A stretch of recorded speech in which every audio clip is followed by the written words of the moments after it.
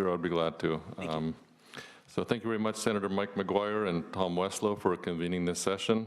My name is Dave Rudy. I own a seafood company in San Diego, Catalina Offshore Products, with over 100 employees. We carry a full line of seafood, mostly California and Baja California. I'm currently the president of the California Fisheries and Seafood Institute, and also the California Pelagic Fisheries Association, a newly formed association for tuna and OPA fishermen. Anyway, I started my career as a fisherman. I was diving for seaweed and sea urchins at Catalina Island in the 1970s, and in the 1980s, out of necessity, I learned how to sell my own catch, a little bit like Pete's doing, but in a different direction. I started knocking on sushi bars and offered them a sea urchin. There weren't very many sushi bars at the time, but I found some markets in Japan and I expanded the business. And anyway, in the 1980s and 90s, we primarily exported our sea urchins to Japan because there was still not a big market here. Sushi started becoming popular, and it became very popular in the last 15, 20 years. Anyway, in 1986, the sea urchin industry had concerns about sustainability, and we saw a lot of people jumping into the fishery, and it was actually a processor in Northern California, Dave Showalter, who approached Dan Hauser to pass a law in 1986 which created the Director's Sea Urchin Advisory Committee. I was appointed to that committee, and it was an opportunity for industry to get together, both fishermen and buyers, meet with the Department of Fish and Game, and just talk about the different issues. And we looked at everything from aquaculture. We thought maybe that would be a way to preserve the future. We read something that Japanese did about brush studies, that they were collecting their sea urchin, the brushes. We put brushes out in the ocean. And we got some settlement, but the interesting thing was the pattern of the settlement. And the Sea Urchin Commission has continued that work. We transformed from the Director's Sea Urchin Advisory Committee to the Sea Urchin Fishery Advisory to the Sea Urchin Commission, and we're still paying for basic research. Anyway, that's just, I'll get back to Sea Urchin Commission later, but I've been involved in that a long time. Anyway, as you know, sushi became very popular around the turn of the century. We had a big El Nino in '98, and that's when I really diversified my company. Anyway, I just want to kind of make the point that the fishermen and the fishmongers have a lot of information, a wealth of information about our seafood supply. And CFSI is available, to help inform your decisions. I have a short presentation about CFSI. It started in 1954. Mostly fishmongers, but fishing association, fishermen are involved also, but it is more of a fishmongers association. Again, 1954, this organization was started originally in North and the South, and they merged together. The mission, if you look at the mission, they were pretty visionary. In 1954, they said they advocate the conservation through the utilization of the maximum sustainable yields of all marine resources. So, the fishing industry is often attacked for not looking at sustainability, but we have an investment. We have an investment. The fishermen have their boats. We have our plants. We need sustainability, and we care about sustainability. So the CFISI members are the leaders of the fishmongers, of the people who handled the seafood, both the local seafood and the imported seafood. So I'm sure you all know, but seafood is very healthy for you. The omega-3s are incredibly healthy for your brain, your heart, your muscles, for development. So just want to bring that up one more time. Again, seafood benefits are pretty amazing, and the number of people in the world that rely on seafood as their primary protein is important too. In California, we consume about 22 pounds per person, which is over the average. That equates to 2,679 pounds of seafood per day consumed in California. Over 20 billion in sales per year, and approximately 145,000 jobs. And that's the whole chain. That's the fisherman, the fish processor, the restaurant, down the line. So I just want to talk about, echo on something Pete talked about. The fishermen are getting older, and the fishermen are getting beat up by some of the environmental organizations. the regulatory process, and we need to have a way to continue to support our fishermen. Pete's idea of an apprenticeship program is great.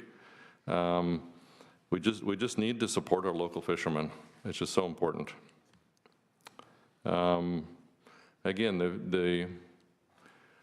as we know, the issue with the Dungeness crab and the domoic acid, the fishermen aren't suffering. The fishmongers are suffering too. The fishmongers that normally buy that crab don't have that business. They have to still pay their rents, all their expenses. Maybe they can lay off some employees, but it's tough for everybody. And we really appreciate your efforts to try to get some sort of economic assistance for the industry. About a minute. So anyway, that's my presentation. I can talk a little more about the Sea Urchin Commission in depth. Again, I was involved in the Director's Sea Urchin Advisory Committee, and we found we were working under the department. We were kind of part of the government at that point, and we had to do our budgets a year in advance, and we had a lot of limitations on how we could spend the money. So actually, it was Pete that came up with the idea. Let's do something different. Let's get some legislation. Let's change it. Let's make it it was the Sea Urchin Fishery Advisory Committee, and then Pete did a little more research, and he came up with the idea of a commission. He looked at agriculture and said, well, if they can do it for tomatoes and avocados and almonds, why not do it for seafood? So we went, who'd you get to do that legislation, Pete? It was D.D. Alpert, I think. Yeah, I think so. So in 2004, the California Sea Urchin Commission started. And at that point, it was divers and processors.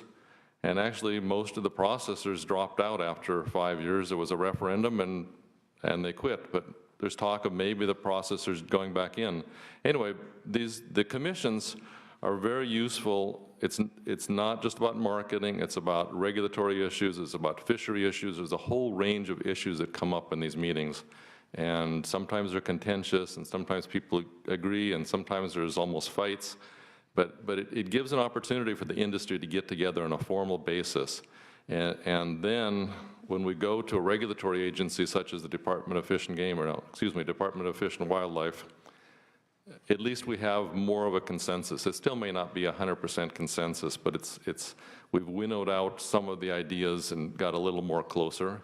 And there's always an opportunity for somebody to go before the commission and put their viewpoint in there too, but it's less erratic at the commission level when the decisions are made. So first, I also want to apologize last night for not having the uni shooters. So Tom Trumper, who normally does the uni shooters, he's out of Fort Bragg, and they have been devastated by the warm water blob. So what happened in Northern California, the warm water moved in.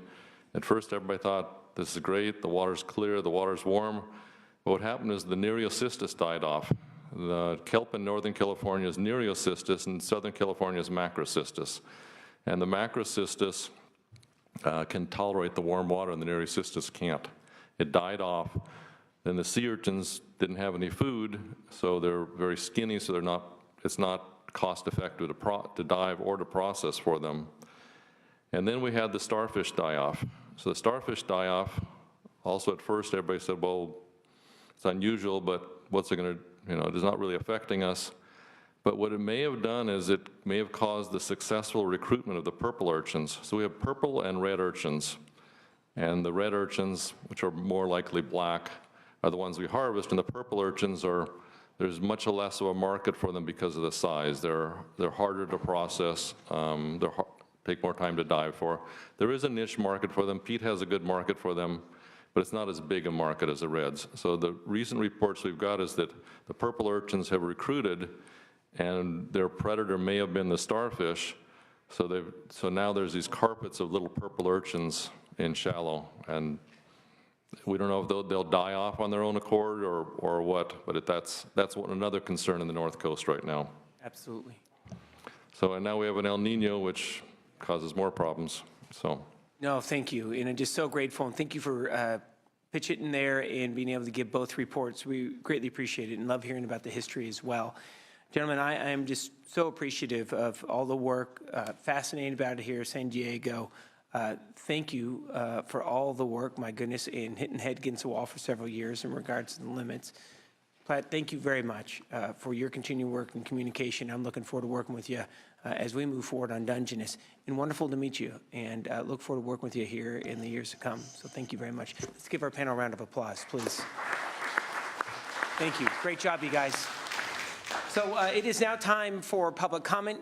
We will be opening up the committee meeting. We ask that each individual to state your first and last name, and we have 3 minutes.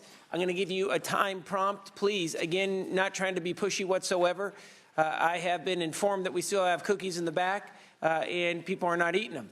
And I don't know what is going on, my goodness. So please hit it up, and we welcome your public comment. Please come forward. Anyone want to offer welcome? How you doing? Boy. Thanks so much for coming up. Yes, thank you very much. Good afternoon, Senator McGuire and Mr. Weslow. My name is Chris Foss. I'm a commercial fisherman in Santa Barbara. I'm also president of the Commercial Fishermen of Santa Barbara. For a long time, I've felt that the Urchin Commission, as was just talked about, is a valuable tool to organize the urchin community.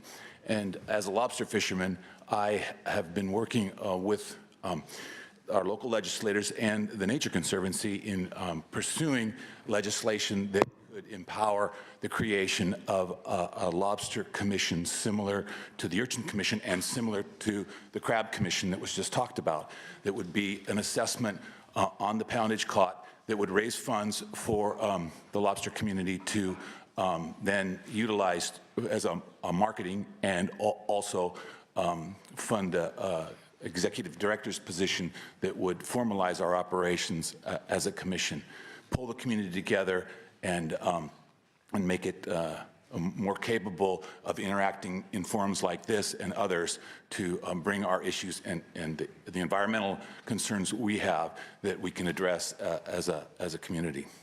I just wanted to make you aware of that so that when it comes up in the near future as a piece of legislation, you know that you can maybe put a face and then recognize that the community.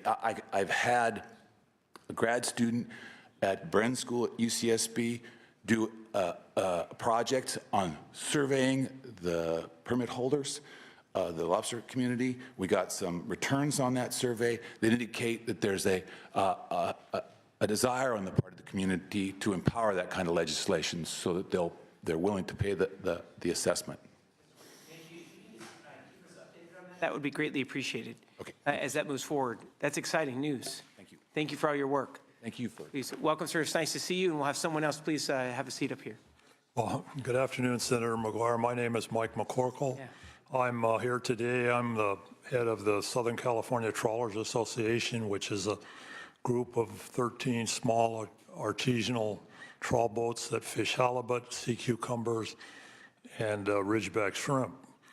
About 15 years ago, the big thing to do was to find fisheries that are low volume, high value. So we went right away and figured out how can we make more money off of what we're catching without catching more. And we developed a live fishery for the 3 species that I just mentioned. And for instance, in Monterey Bay, we caught the starry flounder. They're worth 45 cents a pound. We were getting $3 for them live in Las Vegas. Wow. Halibut, they were paying $2 here for them. In Santa Barbara, they were paying $3. We were getting $5.50, $6 live. And we developed this market, and we built it up and built it up.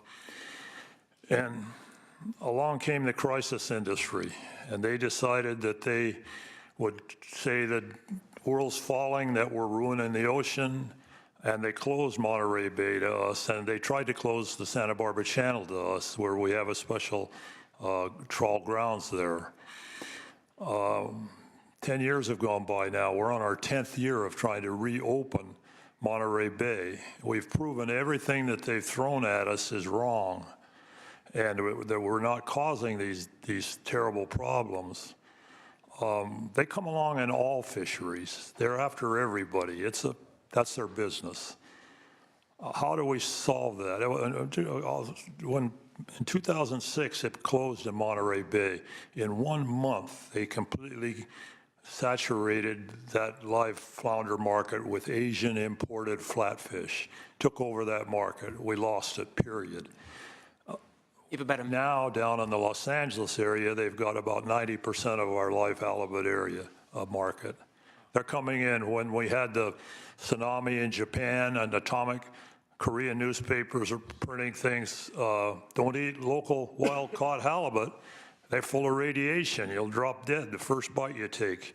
And our buyer lost about 75% of his business, and now we're down. We've lost 80% of it to these imported Asian fish. How do you stop that? We can't stop it. We try. Now, if we could get Monterey back, we would probably be able to gain some of our market back. But the cause of that was this crisis industry coming to the legislation with their, I think they have degrees in deception, every one of them. And I don't think they ever tell the complete truth about anything they're talking about. And so when you hear this thing about these terrible things that are going to happen in certain fisheries, and you don't really understand how they are, you believe it because they're very good at what they say. So I think if you would be better educated on all legislators, if it's possible for them, to be better educated on what the real truth is about these things that these people are going to bring to you, because every fishery I see now that gets closed down, these people are going to move in with farm fish and stuff and cover it, because they're going to be growing crabs, they're growing shrimp, they're trying to get into our ridgeback market right now. We're basically, they haven't got there yet. You're special lucky because you have a guy on your left side that knows some of this stuff and knows what the truth is, and he also knows that if he doesn't know, he knows who to talk to find out. Mike, I'm going to have you conclude in about 30 seconds just because we have quite a few folks that want to talk. I apologize. Yeah. I hear that, and anytime you want to sit down, I'm more than willing. Right.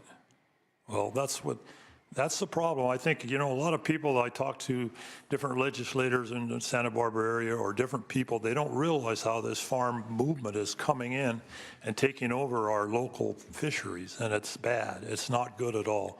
And you want to eat a fish that was growing in a little, maybe like a bassa that was growing in you read about ate pellets all his life compared to a nice wild fish? No, people don't understand that. So thank you very much. I really appreciate you coming up here today and you sharing your words as well. So thank you so much.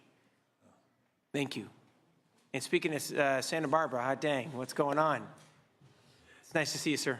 Thank you, Senator McGuire. And thank you for making the trek. And also Tom Westlow for... Eat more rock crab. Yes. Along with some Dungeness as soon as we open it up. Exactly. We've been working since the last time we met, especially at Santa Rosa. We've been working with the scientists in our district, in our region, to develop a new and knowledge of domoic acid levels in the rock crab.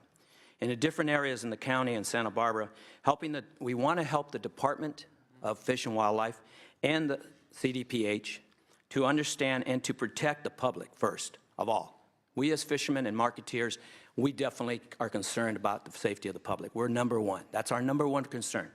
And what we are looking for is so that our industry can stay open for business in any time of any kind of domoic acid levels.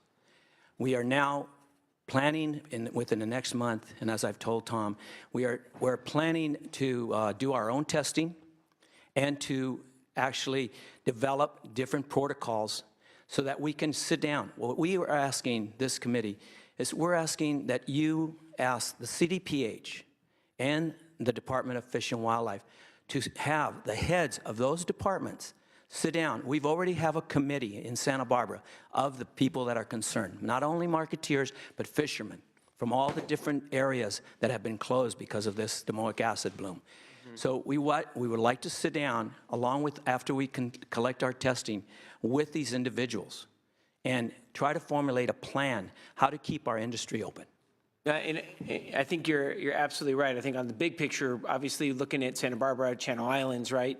But I think the entire coast and a conversation, and I don't think I'm speaking out of turn here, I've had with Director Bonham, know that he is also wanting to be able to sit down and talk about the future and trying to be proactive on the issue.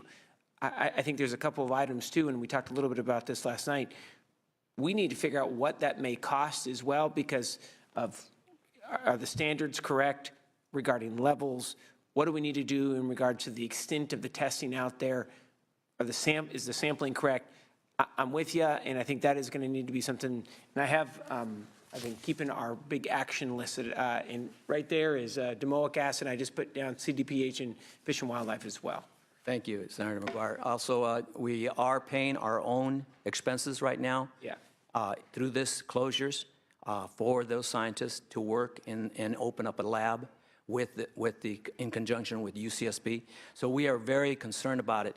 We also are hoping that we can be considered for funding for those people as a future thing, just to be able to fund them so that they can work with the CDPH and in conjunction with this whole deal. Thank you very much. Can you keep us updated in regards to your timeline? What do you think?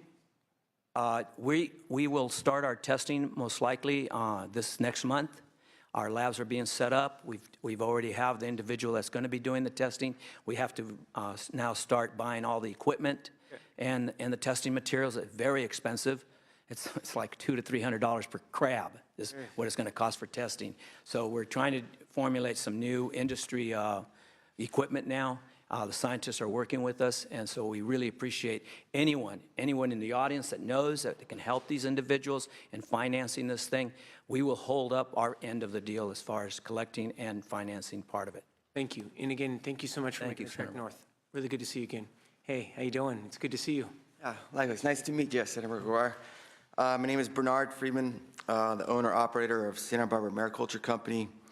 I operate California's only offshore shellfish farm, and it's a very unique situation. And because it's so unique, I'm subjected to a lot of domoic acid. And so I've been harvesting since about 2004, and basically every year except for 1 year, I've had domoic acid in my shellfish, and I've been shut down intermittently basically every year. I know domoic acid very well, and my father calls it demonic acid, because that's exactly what it is. It's horrible. In 2011, I was shut down for 6 months. I went in front of the Fish and Game Commission, begged them to keep my rental fees low. I defaulted on my boat loan, got kicked out of my house, and welcomed my daughter into the world all in the same year. It was terrible. But I'm happy to say there are silver linings. 2014, I had the best year I ever had.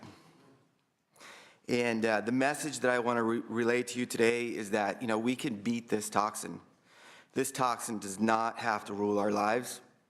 If we can depurate bacteria out of our oysters, we can depurate domoic acid out of our shellfish. And really, people have got to get some religion on this, and we have to start believing. And I feel like I've carried this burden of domoic acid on my own for many, many years. And now I feel it's time for this state to start sharing their responsibility and to start mitigating domoic acid to get us back on our feet and to keep us in business. And really the bottom line is that we have to start putting our money where our mouth is and spending the money to figure it out and get on top of it and not let it, and own our own future. Thank you. And Bernard, I really appreciate you putting a face to the story, right? Right. And it's not just this year for you, but it's been subsequent years. And it is obvious we don't have the budget, nor have we done, this is my own editorial, the necessary research on the issue of domoic acid. And obviously on the bloom, right? So it is something that I commit to you, I know this committee commits to you, that we're going to continue pushing with the department on that. And I do believe the department wants to be able to engage as well. Great, and I'm here to support the process, and I know it very well. Absolutely. Thank you so much. And I really appreciate you again sharing the story, and thank you for being here today. Son or daughter? Bernard Friedman. No, son or daughter. You said you had a baby. Yeah, Coral, the other son was in 2008, a daughter. Hey, hot dang, good stuff. That's what I'm saying. Congrats. Thanks for coming. Hey, hey, Senator McGuire, nice to see you. Tom Weslow, committee, Richard Ginger. I'm here to bring you a case of serendipity, which doesn't happen too often.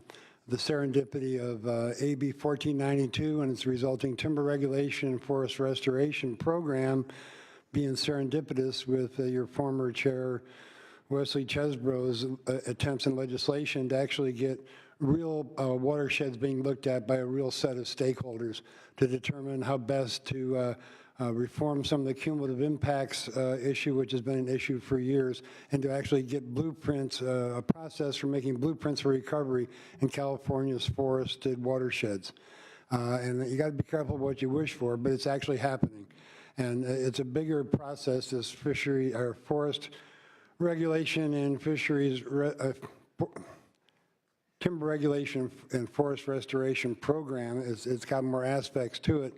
But these pilot projects are actually going to be happening. And the first one is going to happen anytime, and it's prospectively going to be up to 24 people representing a whole range of stakeholders to do this. And my concern I'm bringing to you is that there seems to be some resistance to adequately funding the different public stakeholders, including PCFFA and watershed organizations and so forth, on these teams that are going to look at these real watersheds. So the funds that support this whole thing came out of 1492. It's from a tax that we all pay on lumber products. And so for the first time, the public actually has a clear, obvious equity in this process. And that it needs to be more than per diem, because there need to be representatives that are qualified to stick out to 2 years of each of these pilot projects, so that the findings and recommendations will really increase the effectiveness of restoration. And it goes back into some of the things that Zeke Grader said about looking at the long term, because the things that come out of this forest restoration program are going to set the stage for a much larger, more effective restoration effort in California's forested watersheds. So I would ask the committee to support adequate funding to ensure that the public interest, especially watershed and fisheries, there's people on those teams. It's not just a per diem gas money or whatever.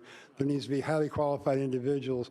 The agency people involved almost all have very adequate salaries, and the timber industry probably is a little more well-off than some of these watershed groups. But there needs to be, in order to have, and Kim Rodriguez said this, she's on the Board of Forestry right now, many of you may know her, that in order to have credibility, there needs to be public involvement at every level. And so I'm asking the committee to try and ensure that that's the way it is. No, thank you, Mr. Gaynor. And I've just made that note as well, and I'll be following up, and I'll be working with Mr. Weslow. And I just want to take a moment to say thank you to Mr. Gaynor. He comes down to Sacramento quite often throughout the year, driving from Humboldt County, and there is no one that has been more involved in forestry issues from the North Coast. So thank you so much. I usually start from Mendocino, but it's close. Excuse me. No problem. Yeah. No, I'll stop or I'll start telling stories. Thank you. No, I love it. But thank you so much. Thank you. For being here.